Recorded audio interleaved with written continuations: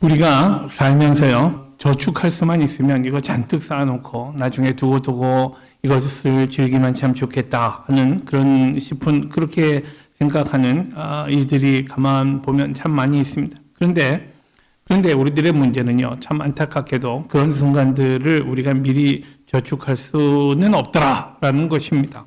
예를 들어서 잠자는 거 있잖아요. 잠자는 거요. 잠잘 수 있을 때 푹 좀 자놓고, 그리고 안 잘 수 있으면 얼마나 좋겠습니까? 예, 한 일주일 정도, 하여간 시간 좀 많이 내서 잠 푹 자고 일을 해야 할 때 잠 안 자고 일할 수 있으면 참 좋겠다라고 생각을 했던 적이 있습니다. 그러나 여러분, 잠을 비축해 둘 수는 없습니다. 아무리 어제 오래 잤다 해도 오늘 우리는 또 잠을 자야 합니다. 안 자고 버틸 수 있는 방법은 없더라라는 거요. 또 맛있는 음식 먹는 일도 그렇습니다. 여러분들은 어떤지 몰라도 저는 음식 먹는 게 참 즐거운 일입니다. 저는 맛있는 음식 먹기 위해서는 저 멀리라도 아낌없이 갑니다. 그런데 참 좋은 음식을요, 배불리 먹어두고 좀 나중에 안 먹을 수 있으면 얼마나 좋겠어요. 오늘 먹고 한 2, 3일 안 먹고 그럴 수 있으면 참 좋겠다 생각합니다만은, 그러나 우리들의 몸은 한 끼만 건너뛰어도 하늘이 노랗게 되고 신경질이 나고 그렇습니다. 그것 안 되는 일입니다. 또 우리 행복한 순간들이 있습니다. 너무너무 행복한 순간들이, 아이들과 함께 자녀들과 함께 하는 그런 순간들, 또 좀 우리 젊은이들이라면 사랑하는 사람과 함께 있는 그런 순간들이요. 좀 아꼈다가 좀 잔뜩 즐기고 나중에 힘들 때 좀 그런 시간들 다시 쓸 수 있으면 하는 생각이 있습니다만, 그렇게 저축이 안 되더라라는 거예요. 여러분, 이렇게 미리 저축할 수 없는 것 중에 신앙생활도 있는 것 아십니까? 신앙생활도 우리가 저축해 둘 수 없습니다. 영적 은혜를 저축해 둘 수 없습니다. 제가 목회하면서 항상 좀 안타깝고 그 다음에 좀 놀랍게 생각했던 것이요, 부흥회 끝나고요. 부흥회 끝나고 그 다음 주에 사람들이 출석이 많이 줄어듭니다. 왜 그런지 모르겠어요. 은혜 충만했는데요. 근데 그 다음 주에 보면 교회가 가득 차고 다들 기쁨 가운데 충만해야 할 텐데 그렇지 않더란 말입니다. 우리가 어제 놀라운 은혜를 체험했다 해서 그것으로 남은 인생 동안 충만한 은혜 생활 누리는 것도 아닙니다. 기도 생활이라든지 또는 영적인 삶 같은 것들이요, 우리가 개발하고 훈련하면 할수록 더욱 깊어지는 것이고요. 또 우리가 소홀히 하면 소홀히 할수록 사라지고 말더라라는 것을 우리는 다 경험한 적이 있습니다. 특별히 기도의 문제도 그렇습니다. 기도에 관해서 많은 귀한 저술들을 남긴 에즈라 바운스라는 분이 있습니다. 에즈라 바운스요. 이분이 했던 말 한번 들어보십시오. 기도에 게으른 사람은 믿음과 사랑을 잃어버리고 결국은 기도 자체를 잃어버린다. 기도하지 않으면 치명적인 퇴보에 빠지고 하나님에게서 멀어지게 된다라고 그렇게 경고한 바 있습니다. 그 외에 주옥 같은 말들 많이 했습니다만, 기도에 관해서요. 예. 일일이 다 소개할 필요가 없을 줄 믿습니다. 충분히 뜻이 우리에게 전달되었다 생각합니다. 예수님은 기도 생활에 대해서 여러 차례의 말씀을 통해서, 또 말씀뿐 아니라 그분의 삶을 통해서 직접적이고 대단히 분명하게 기도 생활에 대해 가르쳐 주셨습니다. 오늘 본문에서 제시하는 교훈은요, 날마다 꾸준하게 지속적으로 기도하는 생활이 매우 중요하다라는 사실을 주님은 말씀해 주셨습니다. 올 한 해 우리가 특별히 기도의 훈련을 깊이 쌓아가는 해가 되자라고 우리는 목표를 정했습니다. 그래서 남들 앞에 떠들썩하게 소리 질러 기도하고 왁 해서 기도 많이 하는 교회가 아니라, 우리는 차분하고 깊이 있는 영성을 가진 그런 교회로 하나님 앞에 서기를 원하는 그런 간절한 마음이 있습니다. 그래서 우리 333 기도 운동을 시작했습니다. 하루에 3회 3분씩 3가지 기도 제목을 놓고 주 앞에 무릎을 꿇는 운동입니다. 그리고 과거 우리가 꾸준히 이렇게 하나님 앞에 엎드리기 시작하면 변화가 일어날 것입니다. 놀라운 일이 일어날 것으로 믿어 의심치 않습니다. 과거 영성 수련하던 분들이요, 이런 분들은요, 영성 훈련의 처음 단계에 Jesus Prayer라는 것을 했습니다. Jesus Prayer는요, 대단히 간단합니다. 내용이 이렇습니다. Lord Jesus Christ, Son of God, have mercy on me, a sinner. 이렇게 기도하는, 계속 이렇게만 기도하는 거예요. Lord Jesus Christ, Son of God, have mercy on me, a sinner. 주님 예수 그리스도요, 하나님의 아들 예수 그리스도시요, 제게 자비를 베풀어 주십시오. 저를 불쌍히 여겨 주십시오. 저는 죄인입니다. 이런 기도를요, 그냥 이 구절만 되풀이해도 사람들이 큰 은혜를 받고요. 우리의 영성에 큰 도전을 받는 그런 훈련 방법이었습니다. 한국 교회가 기도할 때 주여 삼창 하잖아요. 저도 주여 삼창의 놀라운 힘을 우리 다들 경험해 보셨을 것입니다. 주여 삼창하게 되면요, 갑자기 문이 싹 열리는 듯한 그런 힘이 느껴집니다. 그리고 하나님 앞에 나를 내쏟을 수 있게 되지 않습니까? 이런 기도요. 그래서 우리는 기도하되 항상 기도하고 또 기도하면서 낭망하지 말라라는 우리 주님의 당부를 오늘 마음에 깊이 담아서 돌아가는 그런 복된 주일 되기를 바랍니다. 어떤 억울한 과부가 불의한 재판관에게 탄원하고 있습니다. 이 여인이 탄원하는 문제가 뭔지 이것은 분명치 않습니다. 그러나 여러분, 과부가 당한 억울한 사연이 뭐 별게 있겠어요? 아마도 죽은 남편의 재산에 관한 문제였을 것이다 라는 추측이 가능합니다.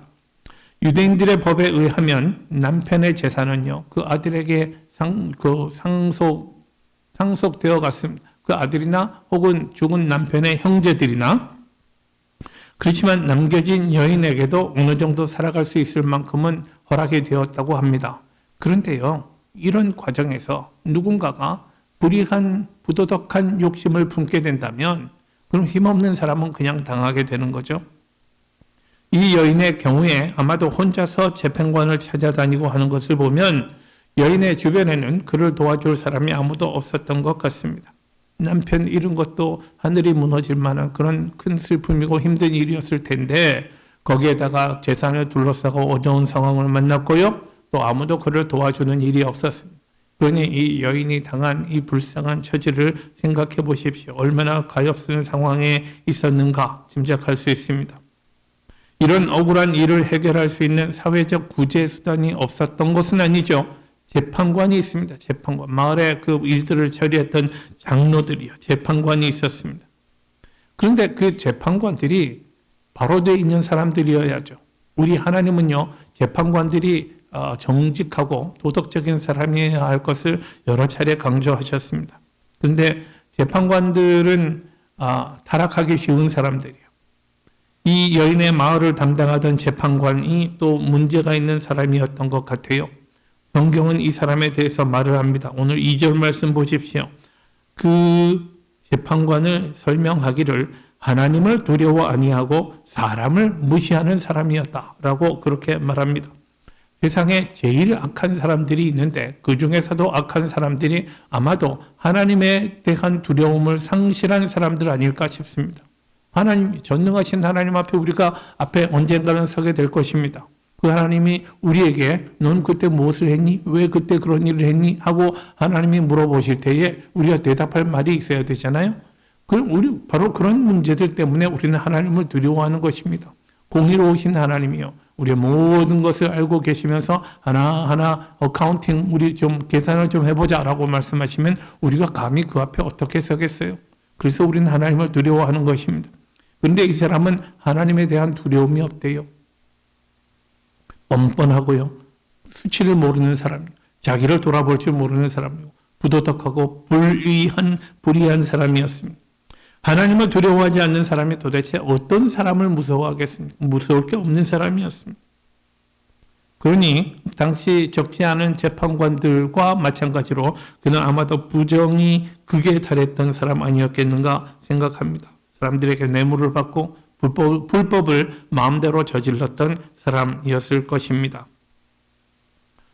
예수님 당시 사회 경제 구조로 볼 때 가장 가난하고 힘이 없는 사람들의 대표가 과부들이었습니다. 남성 위주의 사회 아닙니까? 여성은요, 다음입니다. 그러니 이런 사회에서 남편 없는 사람이 도대체 무엇을 할 수 있었겠습니까? 일을 할 수 없으니 가난하고요. 가난하니까 취약한 사람이 될 수밖에 없었습니다. 그런 사람에게 재판관에게 가져다 바칠 뇌물이 있을 리 없죠. 그래서 이 재판관은 과부의 탄원에 대해서는 전혀 관심도 갖지 않았을 것입니다. 그러나 여러분, 날마다 과부가 찾아와서 간청을 했습니다. 날마다 문을 두드리며 하소연하는 과부의 고함을 듣고 있다가 문득 재판관에게 이런 생각이 들었습니다. 오늘 4절 5절 말씀입니다. 그가 속으로 생각하되 내 하나님을 두려워 아니하고 사람을 무시하는 사람이지만 난 도대체 무서울 것 없는 사람이지만 그러나 이 과부가 나를 번거롭게 하는구나. 내가 내버려 두면 계속 나를 괴롭게 할 거야. 그래서 이렇게 괴롭게 할 것이 두려워서라도 문제를 해결해 주어야겠다라고 생각합니다. 그리고 그 비유로 말씀하신 다음에 주님께서 결론적으로 말씀하십니다. 6절 7절 말씀이죠. 불의한 재판관이 말한 것 한번 들어보라고. 하물며 불의한 재판관도 지속적이고 끈질기게 기도하니까 들어주는데 하물며 하나님께서 그 밤낮 부르짖는 택하신 자들의 원한을 풀어주지 아니하시겠느냐. 저희에게 오래 참으시겠느냐. 우리 주님의 위로의 말씀이기도 합니다. 약속의 말씀이기도 하고요. 이 과부를 잘 연구해 보면 응답받는 기도의 비결을 우리가 발견할 수 있습니다. 오늘 본문에 보이는 과부의 모습에서 참으로 놀라운 사실 하나는요. 이 여인이 도무지 실망하지 않더라는 겁니다. 낙담하지 않습니다. 한두 번 해서 무시당하면 우리는 화를 내고 좌절합니다. 안 되는 모양이다 하고 우리는 포기하고 맙니다. 그러면서 자기 연민에 빠져서 눈물로 하루하루를 보내며 낙담할 것입니다. 세상을 원망하고 하나님께 불평하며 사람들을 미워할 것입니다. 이런 세상에 내가 살고 있는가. 그러나 이 여인은, 본문의 여인은 전혀 낙담하지 않습니다. 오히려 반대로 적극적으로 자기 문제를 해결할 방법을 모색합니다. 곰곰이 생각해 봤더니 자기 문제를 해결할 수 있는 방법은 재판관 한 사람이었습니다. 그리고는 이 재판관에게 자기의 문제를 탄원합니다. 그것도 끈질기게 뜻을 이룰 때까지 포기하지 않습니다. 생각해 보십시오. 남들이 다 보는 앞에서 남의 집 문을 두드리면서 이렇게 소리치는 거예요. 내 사정 좀 들어주세요 하고 소리치는 일이 결코 쉽지 않은 일이었을 것입니다. 그러나 이 여인은 날마다 밤낮으로 찾아와 자기의 억울한 사정을 들어달라고 호소했습니다. 여인의 이런 끈질긴 태도로 결국 자기의 뜻을 이루게 되었다라고 주님은 결론을 맺으셨습니다. 간단하지요. 주님의 결론은요. 너희도 이렇게 끈질기게 기도해야 한다. 낭망하지 말고 지속적으로 기도해야 한다라고 주님은 가르치신 것입니다. 그러므로 이것이 곧 우리가 지향해야 할 기도의 자세입니다. 지치지 않고 지속적으로요. 끈질기게 기도해야 합니다. 기도 생활에서 우리들이 흔히 저지르기 쉬운 실수는요. 기도하지 않는 것이 아니라 충분히 기도하지 않는 것입니다. 기도는 하는데 끈질기게 하지 않는단 말이죠. 그것은 사람들마다 다들 기도는 해보았지만 응답받지 못해서 실망한 경험들이 다들 있기 때문입니다. 너무나 간절한 마음으로 하나님 앞에 기도했는데 이렇게 고통스러울 때에 하나님이 왜 기도를 들어주지 않으시는지 모르겠어요 하고 자기의 상처를 말하는 분들을 들어보았습니다. 이런 경우 우리는 낙담합니다. 내가 하나님을 절실히 필요로 할 때 하나님은 나를 외면하셨어요. 그런 하나님은 내게 필요치 않습니다.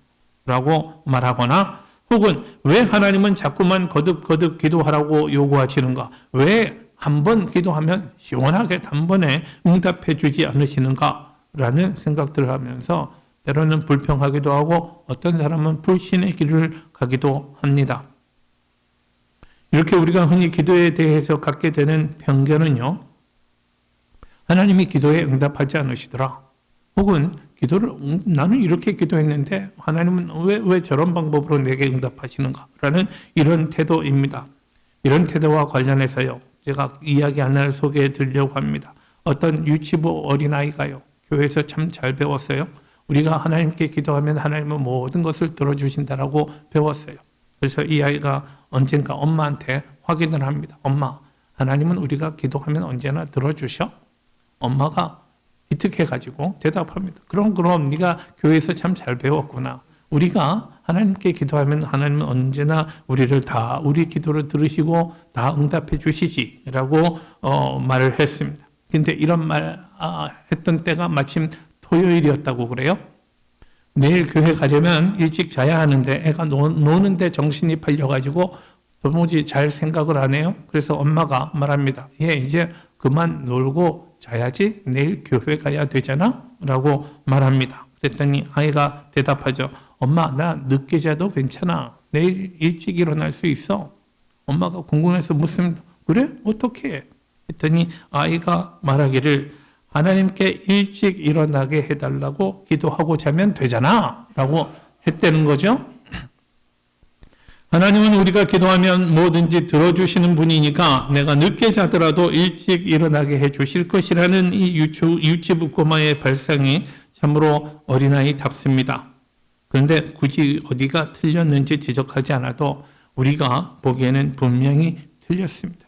기도를 했으면요, 내가 아무것도 않고 기다리고 있어도 하나님께서 그 기도에 응답하신다라는 생각이 옳지 않습니다. 내가 기도를 했으면 하나님께 던진 것이고 그 다음은 하나님이 해야 할 몫이다라고 생각하시는가요? 사실상 성도들이 신앙생활을 하는데 이런 실수가 참 많습니다. 기도하는 것까지만 신앙인 줄 알고 기도하는 것으로 자기 책임을 다한 줄 압니다. 그 기도를 통해서 자기가 하나님 앞으로 나아가야 한다라는 사실은 잘 모르고 있단 말입니다. 이것이 기도에 대한 우리의 태도입니다. 기도를 마치 vending머신에 동전 넣는 일처럼 생각합니다. 우리가 기도로 하나님께 청구하기만 하면 그 다음은 하나님이 알아서 다 해주셔야 한다라고 생각하신다면 이것은 매우 잘못된 태도입니다. 물론 하나님은 우리의 기도를 들으시고 응답하십니다만은 하나님은 하나님의 방법대로 응답하십니다. 우리가 마치 체크리스트를 만들어서 하나님의 응답을 결정할 수는 없는 문제입니다. 하나님 꼭 이렇게 해주셔야 돼요. 하나님이 곧 해주셔야 돼요. 우리 그렇게 하나님에게 물론 하나님 그렇게 해주실 때도 있다고 생각합니다. 예. 그러나 하나님은요, it's up to God, right? 하나님이 하시는 일입니다. 그것은요, 하나님이 즉각적으로 응답하시든 아니면 기다렸다가 응답하시든 혹은 다른 방법으로 응답하시든 전 언제나 하나님의 응답은 우리에게 최선이라고 믿습니다. 그렇다면 그 다음은요, 주께서 우리에게 기도에 대해서 가르치시면서 왜 끈질기게 기도하라 라고 강조하시는가에 대해서 좀 말씀을 보십시다. 시편 139편에 보면요, 시편 기자는 이렇게 말합니다. 여호와여 내 혀의 말을 알지 못하시는 것이 하나도 없으시니이다. 그렇지 않습니까? 하나님은 나에 대해서 모든 것을 알고 계십니다. 내 마음에 무슨 생각을 품고 있는지, 내가 지금 무슨 말을 하려고 하는지 하나님은 말하지 않아도 알고 계십니다. 전능하신 하나님이니까, 나를 만드신 분이니까 우리는 그 하나님이 전지하신 분이라고 우리는 늘 고백합니다. 우리의 생각 정도 알아내시는 건 아무 문제도 아닙니다. 하나님은 내 마음에 슬픔이 있는 것도 아시고 내가 큰 상처를 가진 것도 알고 계십니다. 내가 꼭 하나님께 알아야 할 문제들이 있는 것도 알고 계십니다. 그러므로 기도는 하나님이 모르셔서 하나님에게 알려드리는 것도 아니고 또는 하나님이 잊으셔서 하나님을 리마인드 해드리는 것도 아닙니다.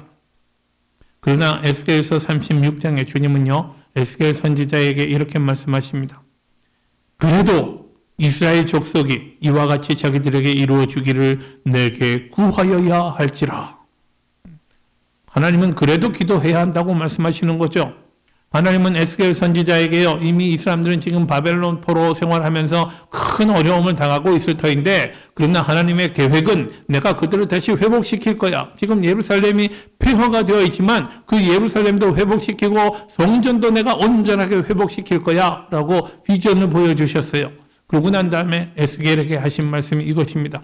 그래도 이스라엘 백성들은 그렇게 해달라고 기도를 해야 해 라고 말씀하십니다. 그러므로 기도란 우리에게 좋은 것을 주시기 위해서 하나님께서 특별히 사용하시는 수단이라고 생각할 수 있다 봅니다. 하나님은 하늘에 있는 모든 좋은 것들, 아름다운 것들, 하나님이 우리에게 아낄 것이 뭐가 있으시겠어요? 하나님은 외아들까지도 포기하신 분인데 우리를 위해서 무엇을 아끼시겠습니까? 부유하신 하나님, 은혜가 넘치고 은혜가 무궁하신 하나님께서 우리에게 무엇을 아끼시겠습니까? 하나님은 모든 선한 것을 우리에게 다 주시기를 기뻐하시는 줄 믿습니다. 로마서 5장 말씀 보십시다.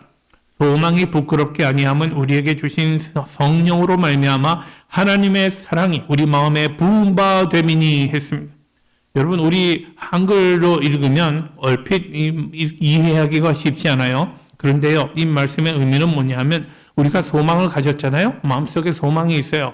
근데 그 소망이 이루어지지 않기 때문에 우리는 실망하지 않습니까? 근데 오늘 이 본문의 말씀은 소망이 우리를 실망하지 않도록끔 한다라는 말입니다. 소망이 우리를 실망하지 않게 하는 이유는 우리에게 주신 성령으로 말미암아 하나님의 사랑이 우리 마음에 부은 바 됨이니 했습니다. 하나님이 우리를 어떻게 사랑하신다고요? 여기 붓는다는 말은요, 충분치가 않습니다. 여러분, 영어 단어에 pour라는 말 아세요? 비가 퍼붓는 거 있잖아요. 그걸 pour down이라고 합니다. 근데 하나님께서는 하나님의 사랑을 우리에게 pour down 하신다고요. 옛날에 워터파크 가셨던 기억들이 있으신가요? 제가요, 우리 아이들 데리고 워터파크 가는 걸 되게 좋아했어요. 여름에요. 거기 가면 바켓 이렇게 큰 거에 물이 이렇게 담겼다가 확 쏟아지는 거 있잖아요. 제가 그걸 처음 한번 보고 신기해가지고 그 물 한번 받아보려고 애들하고 같이 밑에 가서 있었어요. 그리고 실제로 이렇게 물이 확 쏟아질 때 물을 제 머리로 받았어요. 그 결과 머리가 이렇게 되었습니다. 예. 그 물이 얼마나 센지, 예. 이게 콸콸 하여간 콸콸 쏟아붓는 거 있잖아요. 그것을 주님, 우리 성경에 쓰여 있는 말의 의미는 그것입니다. 하나님의 사랑이 우리에게 콸콸 쏟아부어 주신다는 말입니다. 하나님은 이렇게 주시는데 도대체 이것을 어떻게 줄까? 어떻게 해야 이 좋은 것을 받아서 제대로 누리게 할까? 전 이것이 하나님의 고민인 줄 믿습니다. 하나님이 왜 우리에게 주는 것을 고민하실까요? 아무거나 막 안겨주면 안 되는 걸 아시기 때문입니다. 우린 어린애들처럼 우리가 애들에게 아무거나 함부로 주지 않잖아요. 아이들에게 필요한 것 있어도 우리는 아이들이 그것을 귀히 잘 사용할 수 있도록 시간도 드리고 노력도 드리고 그래서 천천히 때가 되었을 때 아이들에게 주잖아요. 우리 생각에는 하늘에 있는 모든 것을 하나님이 항상 우리가 입만 뻥끗하면 혹은 마음에만 생각해도 하나님이 주시면 얼마나 좋겠는가만은 이것은 하나님의 방법이 아닙니다. 그래서 하나님은 당신의 선물 우리에게 주시는 방법으로 기도하라라고 하시는 것입니다. 우리에게 무엇이 필요한 줄 모르셔서 기도하라고 하신 것 아닙니다. 하나님이 왜 알면서도 그러세요? 계속 기도해라 하십니다. 하나님 내 형편 다 알고 계시잖아요. 내가 몇 번째 기도합니까? 그래도 하나님은 계속 기도해라 라고 하십니다. 그러면 우리가 자꾸 이렇게 기도할 때 그 결과 어떤 일이 일어납니까? 내가 원하는 것은 아직도 내 손에 쥐어지지 않습니다. 아직도 내 환경은 바뀌지 않습니다.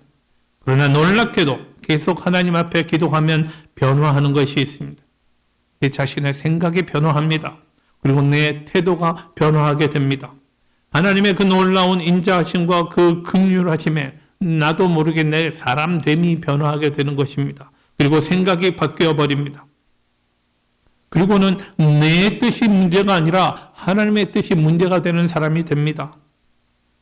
그래서 이제껏 주님 이것도 필요해요. 저것도 주십시오 하고 욕심을 부리던 것이 나도 모르게 사라지고요. 그렇게 무겁게 느껴지던 십자가가 하루아침에 더 이상 고통스럽게 여겨지지 않게 됩니다. 불평하던 입에서 나도 모르게 찬송이 나옵니다. 기도의 결과 이렇게 내가 변하는 것입니다. 기도는 내가 변화하는 것입니다. 그래서 결국은 예수님처럼 아버지여 내 뜻대로 마옵시고 아버지의 뜻대로 하옵소서 라고 기도하게 되는 것입니다. 그러면 그때 하나님께서 그래 내 뜻대로 하겠다라고 말씀하십니다. 그러므로 기억하십시다. 기도는 우리 자신이 하나님을 설득시키는 것이 아니라는 것을 꼭 아셔야 합니다. 내 자신이 기도를 통해 변화를 받는 것입니다.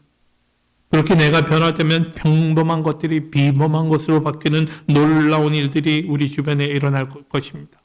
내가 신음하듯 기도하는 것도 놀라운 위력을 나타내는 것을 우리가 체험하게 될 것입니다. 이것이 기도의 능력입니다. 누가복음이 집필될 당시 성도들은 깊은 절망감에 빠져 있었습니다. 고대하고 있던 예수님의 재림은 자꾸만 지연되고 있고요. 로마 제국은 날이 갈수록 강성해졌습니다. 우리 하나님의 나라 다윗 왕국을 우리가 재건해야 되는데 하는 꿈은 점점점 더 멀어지고 있습니다. 이런 현실 앞에 사람들은 낙담하고 있었습니다. 그리고 오늘도 우리에게는 이런 낙담할 만한 상황이 얼마든지 있습니다. 교회적으로나 사회적으로나 또는 나 개인적으로나. 이런 때 예수님께서는 하나님 앞에 기도하라라고 명령하십니다. 도대체 절벽에다 대고 기도하는 것 같은 절망 속에서도 그래도 기도하라. 낙담하지 말고 지속적으로 기도해라 라고 끝까지 기도해라 라고 하는 것이 우리 주님의 기대입니다. 우리 기도가 기도대로 응답을 받고 안 받고는 우리 능력 밖의 일입니다. 하나님이 우리에게 가장 좋은 것을 주실 것입니다. 그러므로 이것은 우리가 어떻게 해볼 수 있는 일이 아니고요. 주의 계획에 따라서, 주의 선하신 목적에 따라서 우리가 기대하는 이상으로 놀라운 일들을 우리에게 허락하실 것입니다. 그러나 하나님이 우리에게 어떤 방법으로 응답하시든지 우리에게 중요한 일은요, 낭망치 않는 것입니다. 우리 현실이 낙심스럽고 우리를 낙심하게 하고 우리 현실이 우리를 좌절하게 한다 할지라도 낭망하지 않는 거예요. 우리가 낭망치 않고 건질기게 기도할 때 선하신 우리 주님께서 우리 기도를 들으시고 우리에게 좋은 것으로 주시지 않겠는가? 우리의 원한을 푸는데 그다지 긴 시간이 필요하지 않을 것이라 라는 그런 믿음을 우리가 간직하고 주 앞에 엎드리면 된다라는 것이 오늘 주님의 교훈인 줄 믿습니다. 그런데 오늘 마지막 절 7절 8절 말씀 보십시오. 예수님의 마지막 결론이 우리에게 의미심장한 경고로 주어지고 있습니다. 이런 믿음을 좀처럼 찾기 힘들 것이라고 지적하십니다. 불의한 재판관도 들어주는데 하물며 하나님께서 그 밤낮 부르짖는 택하신 자들의 원한을 풀어주지 아니하시겠느냐, 저희에게 오래 참으시겠느냐. 여기까지는 우리 주님의 약속의 말씀입니다. 내가 너희에게 이르노니 속히 그 원한을 풀어주시리라. 그러나 인자가 올 때에 세상에서 믿음을 보겠느냐 하는 말씀이 참 마음에 걸립니다. 주님은 이런 믿음이 흔치 않을 거라고 말씀하십니다. 주님은 그렇게 말씀하셔도 우리는 이런 믿음 가져야 되지 않겠습니까?